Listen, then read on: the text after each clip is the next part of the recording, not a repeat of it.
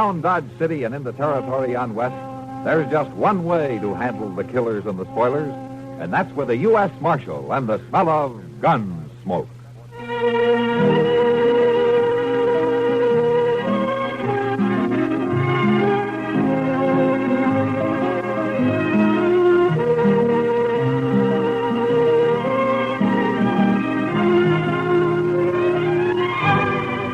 Gunsmoke, starring William Conrad. The story of the violence that moved west with young America. And the story of a man who moved with it. I'm that man. Matt Dillon, United States Marshal. The first man they look for and the last they want to meet. It's a chancy job, and it makes a man watchful. And a little lonely.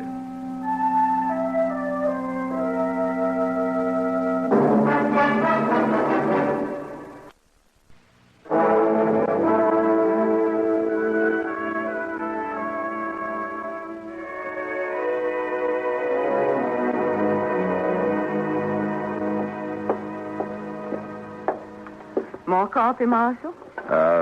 Yes, ma'am, I guess so. How about you, Chester? Yes, sir, I believe I will. No. Why don't you just leave the coffee pot right here on the table, Miss Kelly? Sure thing, Marshal. I got some fresh eggs this morning, if you're interested. They were just brought in. Fresh eggs? Oh, good. Why don't you cook us up about a half a dozen, huh? Have them for you right away. All right. Fresh eggs. I swear if Delmonico's ain't getting to be about as fancy as some of them Kansas City restaurants. That's civilization, Chester. Progress. Another 5 years and Dodge City will be tamed, curried, and bridled. Well, seeing's believing, Mr. Dillon. You'll see it. We'll both see it. As if we live that long. I beg your pardon, gentlemen. Yeah. You the marshal here? That's right. Well, I'm sorry to bother you at your breakfast, Marshal. My name is Hunter, Ed Hunter. I'm a deputy sheriff from Richmond, Virginia. Came in on the train this morning. I see. Won't you pull up a chair, Mr. Hunter? Oh, thank you, sir. This is my first trip to the frontier. I find it a rather remarkable experience. I imagine. Oh, that's my assistant, Chester Proudfoot. How are you, sir? Would you like to have some coffee? Thank you. No. Marshal, I've come out here to arrest two men who are wanted in Virginia. Here are the warrants and the orders of extradition. I stopped off in Topeka for them. John Allison, Calvin Moore. Yeah, both wanted for murder, huh? Do you know these men, Mr. Hunter? No, sir, I don't. Well, the names aren't familiar to me. I never heard of them. Well, I have some information that might help. Not much on Allison, I'm afraid. He shot and killed a bank teller in Greenbrier last spring. He's about 30 years old, dark hair and mustache, medium build, excellent horseman, confirmed gambler. Fine. That narrows it down to about 2/3 of the men in Dodge City. Possibly I'd do a bit better in regard to the other man, Calvin Moore. He came down to Richmond from the north. He was about 33 at the time. He ambushed and shot young Roger Beauregard and left town. Now, that was 19 years ago. Beauregard family been trying to trace him ever since. Well, I'm afraid that I haven't... I have a picture of this Moore. Photograph. Oh? Yeah. Of course, he's much younger in this. What is it, Marshal? Something familiar about the picture? 19 years. He'd be somewhere past 50 now. You sure these men are here in Dodge, Mr. Hunter? Reasonably so. Is there something about the photograph? Well, it was too blurred to tell much about it, and besides, he'd be 19 years older now. Well, that's true. I tell you what, Mr. Hunter, why don't you leave me this picture and the descriptions, and I'll check around town, keep in touch with you. All right, thank you, sir. And I wonder, could you suggest a good hotel? Yeah, why don't you try the Dodge House? It's a corner of Railroad Avenue at the east end of the plaza. You tell Mr. Dobie I sent you. Thank you again, Marshal. I'm grateful for any help you can give me in this matter. Sure. So long.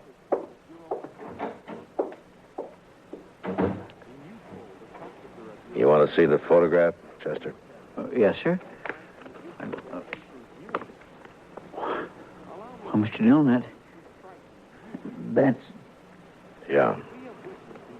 What are you going to do? I don't know, Chester. He's my friend. But now the law says he's a murderer. And I'm part of the law. Well, maybe it ain't him, Mr. Dillon. No, it's him, all right, Chester. You saw it same as I did. It's Doc.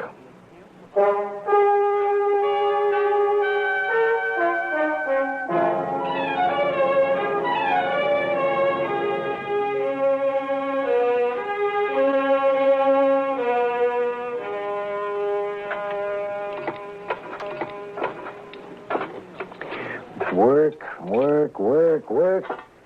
Yeah, this is the first chance I've had this week to clean a few instruments properly.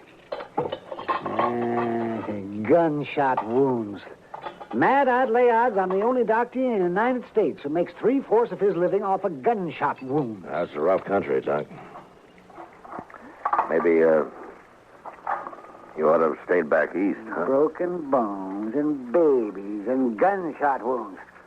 I wouldn't know the first thing about a good civilized case of gout anymore. What part of the east did you come from, Doc? I went to medical school in Boston. I studied consumption and colic, liver complaints. Never had a case of liver complaint in all the time I've been out here. No, I guess that kind of thing is more common down south, around Richmond, Virginia, for instance, huh? Matt, stop beating around the bush. You've got something on your mind, and it's bothering you. All right, Doc. A deputy sheriff from Virginia came in on the morning train. He's got a warrant for murder against a man named Calvin Moore. And a photograph of Moore taken 19 years ago. Would you like to take a look at it? I don't think so, Matt. Are you Calvin Moore? It wasn't murder, Matt. They said it was murder, of course. Would you like to tell me about it? Not much to tell, Matt. I'd been in practice in Richmond about a year. There was a girl. Oh, she was a beautiful girl with spirit and fire and that soft radiance that only Southern girls seem to have. Oh, me, it was so long ago. I've been in the South myself, Doc. Well, Jim Beauregard and I were both courting this girl. He was a typical Virginia gentleman, hot-headed, used to having his own way. He started threatening me, warning me, and I laughed it off. Well, then one day I was coming back from a case, and I ran into Jim on a country road. He had a pair of dueling pistols, and he challenged me. Well, that's not a crime, Doc. Self-defense. It's not a crime here, anyway. I tried to talk him out of it, but he was crazy mad. He shoved one of the pistols in my hand and pulled back on his horse and leveled his gun. I had no choice. We both fired. He missed, and I didn't. Self-defense, yes, but there were no witnesses, and I was an outsider, a Yankee. So you ran for it, is that it? I ran for it. St. Louis, Virginia City, the Panhandle, Abilene, Dodge. Yeah. The girl, Doc. What happened to the girl? I waited for her in St. Louis. We were married there. 2 months later, she died of typhoid fever. Oh.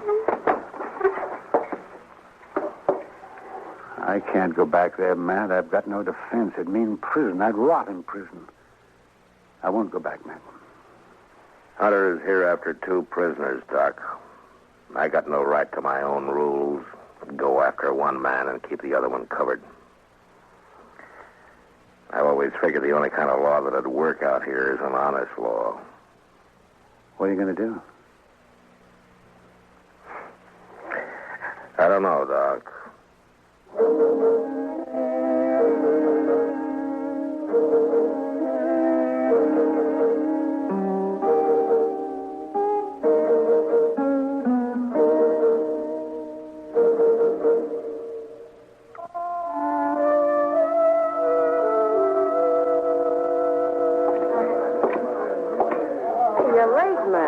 I figured you weren't going to stop in tonight. Chester around, Kitty? Yeah, over there by the faro table. Matt, what about this Virginian who's been hanging around for the last 2 days? Oh, Hunter? Uh-huh. He's a deputy sheriff. Got a couple of warrants to serve. Why? Oh, he's been asking questions. Some of the boys are a little skittish. Hey, you free now, Miss Kitty, or are you busy? What's it look like? I figured maybe you was just killing time. Howdy, Marshal. Bunko? Bought your drink, Kitty. It's over on the bar. All right. Thanks. Matt, I'll be off in a couple of hours. Up around. Yeah. Maybe. Hey, I understand you got a rival lawman in town, Marshal. Well, there's a deputy here from Virginia, if that's what you mean. I always figured you was the law here. Is he short in this town, Marshal? You say the word, we'll run him out. I ever ask you for help, Bunko? Well, no, but When a man's short in Dodge, I'll run him out. No offense, Marshal. You keep your own cinch tight and don't worry about anybody else, huh? I'll see you, Bunko. I swear, Mr. Dillon, I ain't never seen nobody with such bad luck in my whole life. He ought to swear off Pharaoh and stick to stud. Who, Chester? Hey, Jethro Keener. He just lost 3 whole weeks' pay. And Bunko Benson, sitting right there beside him, mind you, picked up $230. So that's why he's feeling big. Let's take a walk, Chester. I swear, 3 weeks' pay. I never seen such luck. What about Doc? Oh, he turned in a couple hours ago. That's when I come on over here. How's he acting? Oh, about as usual. One thing he is doing, though, that he ain't never done before. He's toting a gun. Evening, Marshal. Oh. Hello, Mr. Hunter. Since you didn't come to see me, Mr. Dillon, I've come to you. Wondering what progress you've made. Well, I'm still checking. And the results at all, Marshal? Haven't got much to go on, you know. Calvin Moore was a doctor by profession. He might still be practicing. I suggest we investigate local doctors. Well, that wouldn't take long. We've only got one, Doc Adams. How old a man is he? Early 50s, I imagine. But he doesn't show much resemblance to that photograph he gave me. Maybe you're too used to him to notice the resemblance. Yeah, maybe. I'd like to look him over myself, Marshal. He's pretty busy. Out on calls most of the time. But not all of the time. No, not all the time, of course. All right, Mr. Hunter. I'll bring him around.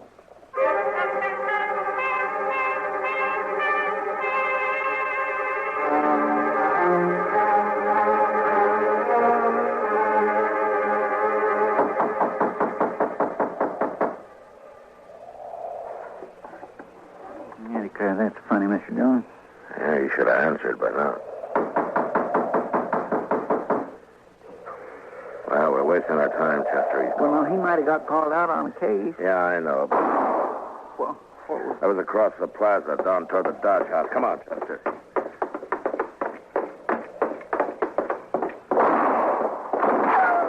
Man, somebody sure is stirring up smoke. That's across the street, edge of the railroad yard. Is that you, Marshal? Yeah. What happened, Mr. Hunter? Somebody tried to kill me. I started into the hotel and they fired from the dock right here. I fired back, but he got away. You got a look at him? No, I just saw the flashes. It's an easy town to get killed in, Mr. Hunter. So it seems. About that doctor, Marshal, you didn't bring him around. He's out on a call. But I think I want to meet him more than ever now. You will.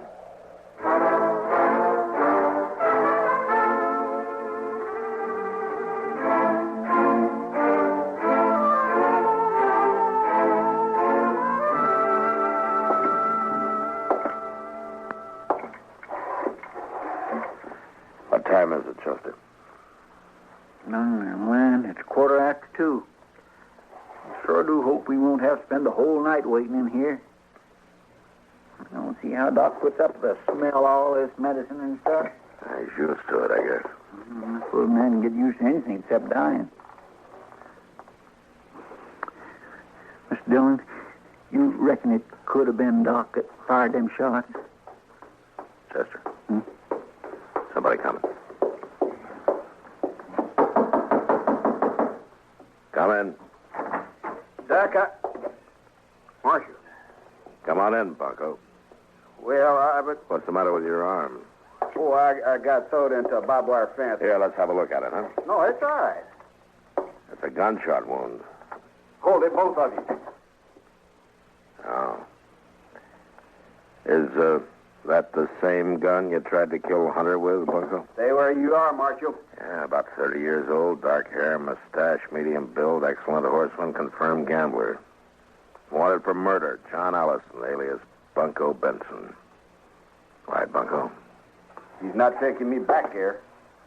You stay where you are, Dillon. Don't be a fool, Bunko, and I'll put away that gun. Stay back, I'm warning you. Bunko, look! What?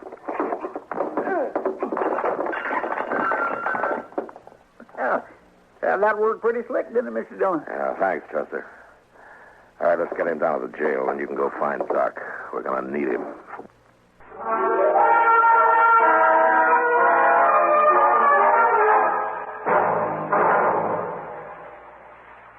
Hola, amigo. You want to know about stereo phonographs? Listen to my last bullfight on ordinary stereo. Ole. But now, Colombia Stereo 1.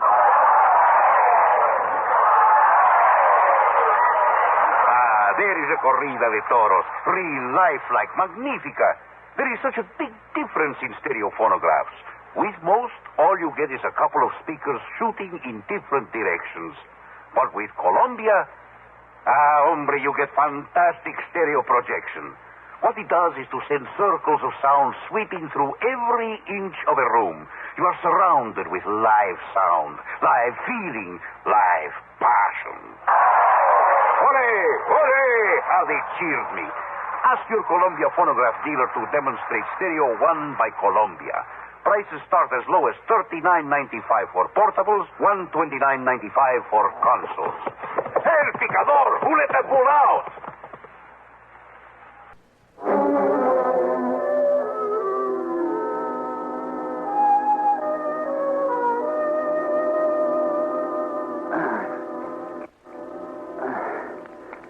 Just hold still now, Bunko. Just one more second, and I'll have a hold of that bullet, and then wheel. Yeah.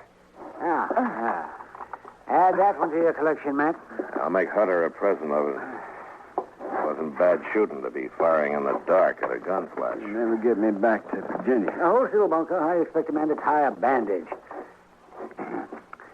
How'd you know that he'd come to my office, Matt? Didn't, Doc. We were waiting for you. Oh, I see. There. Yeah, that'll stop the bleeding.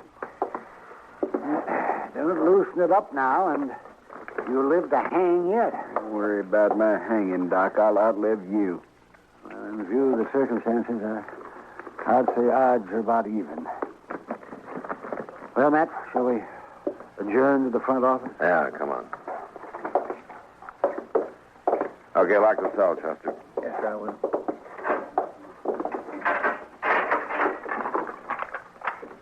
I turned in at 10 o'clock tonight, Matt. I got 1 hour's sleep. They called me over to Mrs. Behan. They thought her baby was on the way.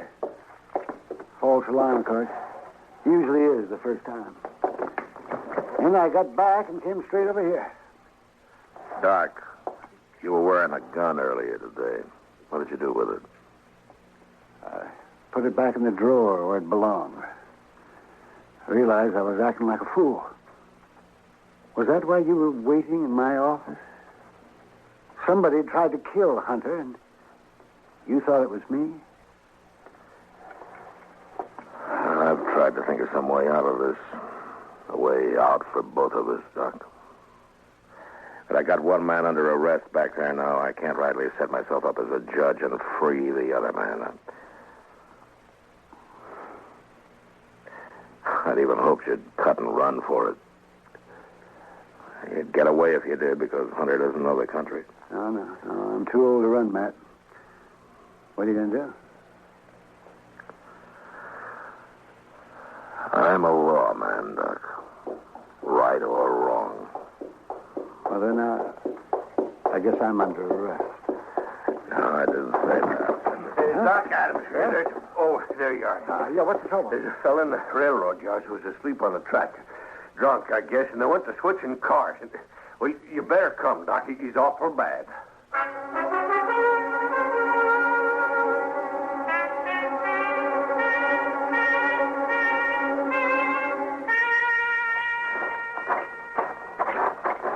He's sitting near the loading pens down this way, I guess. Guess there's some lights over there and people standing around. Marshal, is that you? Yeah. Oh, Hunter. I thought you went to bed hours ago. I'm a light sleeper, Mr. Dillon. I heard there's an accident over in the yard. I'll just walk along with you. Give me a chance to meet your local doctor. I guess you can meet him right now if you want to. Oh? Doc, this is Ed Hunter. Doc Adams. Yeah. How do you do, sir? Mr. Hunter? I got one of your prisoners locked up, Mr. Hunter, John Allison, known here as Bunko Benson. Good. He's the man who tried to kill you tonight. One down, then. Just one to go. Calvin Moore. Dr. Calvin Moore.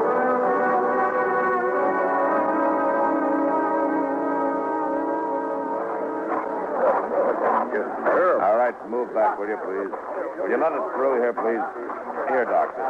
I'm right with you, Matt. All right, stand back, will you? Give Doc a chance. Will you stand back, please? Please. Bad is right. We'll do what we can. That man who's hurt, Marshal, who is he? He's a drifter. He's been around Dodge a couple of years. Calls himself Texas Joe. Easy, Matt. No friends or family. We'll have you fixed up here in a couple of Nobody knows where he came from. It's the usual story. You, Doc. That's right. I told him get you. Be all right. You guys here. Sure, it'll be all right. He certainly has to work under primitive conditions. Doc? Yeah. Chester, will you get those lanterns going and give Doc some more light? Yes, Mr. Gump. Just take it easy there. Yeah, he's the only real doctor this side of Abilene. Is there anything I could do to help, Mr. Dillon? I guess not, Miss Kelly. Thanks anyway. Poor old Tex. He stopped in at the restaurant not more than 4 hours ago, and I fixed him a meal. You never know. Well, Doc can pull him through if anybody can. Sure he can. Put one of those lanterns on the other side, Chester. Okay, They Doc. seem to put a lot of faith in your Dr. Adams. They got reason to, Mr. Hunter. Yeah, Matt, could you give me a hand here? Yeah, sure, Doc. Lift his head up a little bit there, will you, Matt? Yeah. Not much chance, Matt. All I can do is make him comfortable. Now, don't try to talk now, Tex. You're going to be all right. You've been decent to me, Marshal. You treated me square. You and Doc, only friends I got. Sure, Tex. I got one more favor to ask. Could someone read me some scripture? Well, Tex, I just don't recall any of it. Well, I do. Mrs. Kelly, I doubt if he can hear. I can hear. Please. The Lord is my shepherd. I shall not want. He maketh me to lie down in green pastures. He leadeth me beside the Mrs. still Kelly. waters. He restoreth my soul. I think that's enough, Mrs. Kelly. Too bad. Oh, no.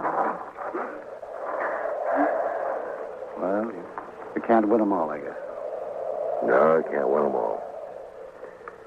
Well, I guess. Dr. Adams, as only physician here, I suppose you also function as coroner.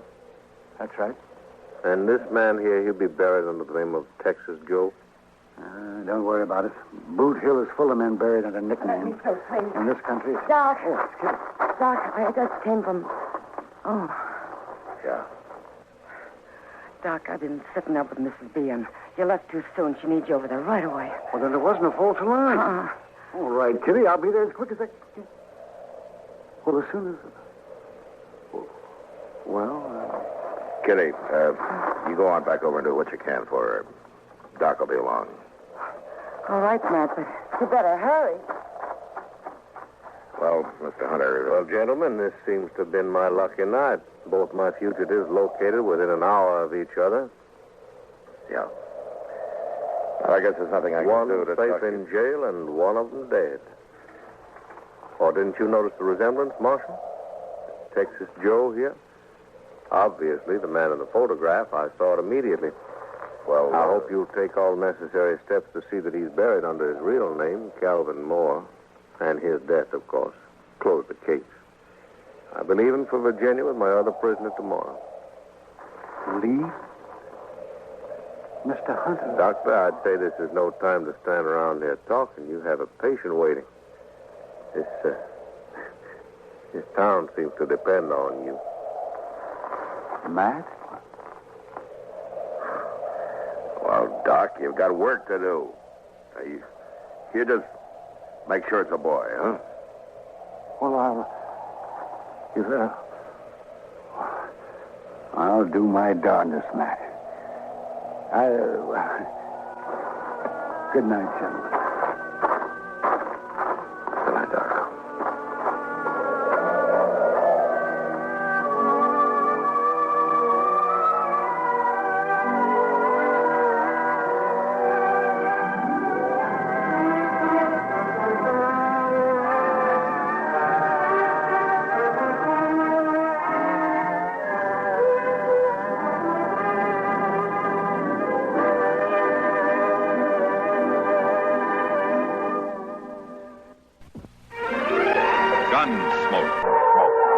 Produced and directed in Hollywood by Norman Macdonald, stars William Conrad as Matt Dillon, U.S. Marshal.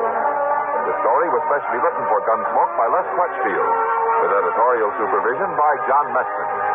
Featured in the cast were Lawrence Dobkin, Harry Bartell, Ralph Moody, and Virginia Christine. Farley Bear is Chester, Howard McNear is Doc, and Georgia Hawkins is Kitty.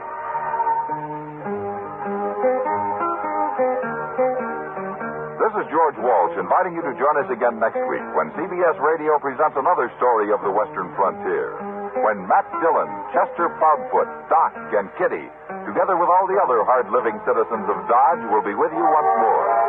It's America growing west in the 1870s. It's Gunsmoke. You've been listening to the OTR Gold Network. Find more classic radio at otrgold.com.